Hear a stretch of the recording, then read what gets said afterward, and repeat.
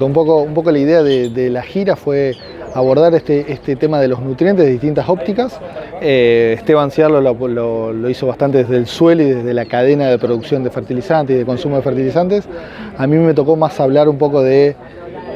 integrarla dentro del manejo agronómico, un poco lo que estuvimos como diagnóstico, como disparador en la charla, estuvimos tratando de cuantificar esto de las brechas de rendimiento, que como bien decís es la diferencia entre lo que el productor hoy actualmente saca y lo que potencialmente podría sacar si optimizaría o mejoraría su manejo agronómico en su lote de producción. En general, sobre todo con foco bastante en la región central argentina, zona núcleo, algo que muchos de los trabajos, los inicios de las brechas de rendimiento, lo que se trabajaba era en diagnosticarlas, ¿sí? ¿Cuánto era el valor? Y en general los primeros estudios que hicimos, lo que vimos es que esa brecha de rendimiento para soja ronda alrededor del 30%, ¿sí? Es decir, podríamos aumentar un 30% los rendimientos de la soja, tanto de primera como soja de segunda. Y en general después avanzamos en tratar de entender cómo se podría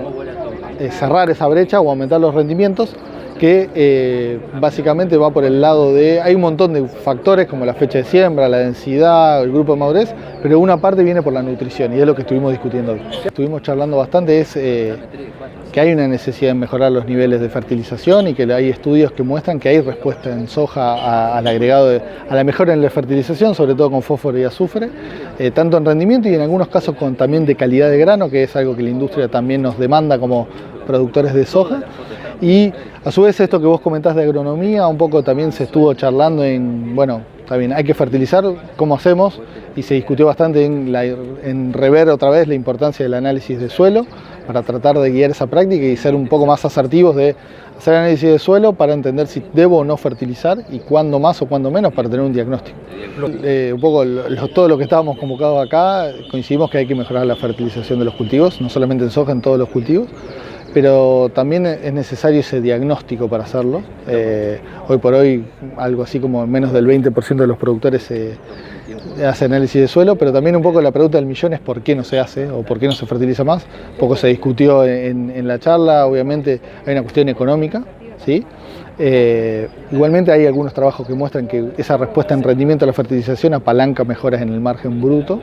pero bueno, hay que identificar en qué situaciones. Y lo otro que te quería comentar es esto del diagnóstico, un poco la pregunta del millón es ¿por qué no se hace análisis de suelo? Yo no tengo la respuesta, sé que fertilizar trabaja un montón en promover esas buenas prácticas para que la fertilización se adopte. El costo de análisis de suelo es bajísimo, ¿no? Creo que ronda algo así como $2 o $3, pero más que nada lo que yo te comentaba del margen es más que nada asociado a la fertilización, ¿sí? A lo mejor esa fertilización que uno cree que incurre en más costos, a veces también trae aparejado un beneficio, sobre todo si estaba muy deficiente el suelo, que supera un poco el costo de haber aplicado fertilizante y tiene un margen positivo. Eso es un trabajo que mostré, que lo hizo un colega de La Pampa que se llama Diego Rotilli, que básicamente lo que hicieron fue tratar de mejorar la fertilización no solamente en un cultivo individual, sino en la rotación del cultivo, ¿sí? Y lo que hicieron distintos niveles, tanto una fertilización típica como una súper intensiva, y lo que encontraron respuestas bastante altas,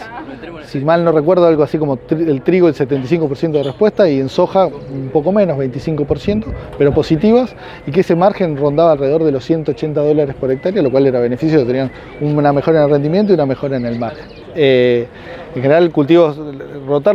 la soja, rotar los cultivos es súper importante, y algo que estuvimos viendo en su momento cuando trabajamos en esto de las brechas, veíamos que los lotes que venían de maíz presentaban menores valores de brecha de soja.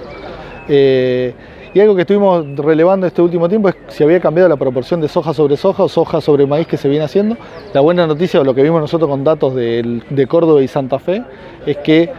hay un 40% menos de monocultura de soja, es decir, menos soja sobre soja, y se está aumentando más la proporción de soja sobre maíz, lo cual es una buena noticia.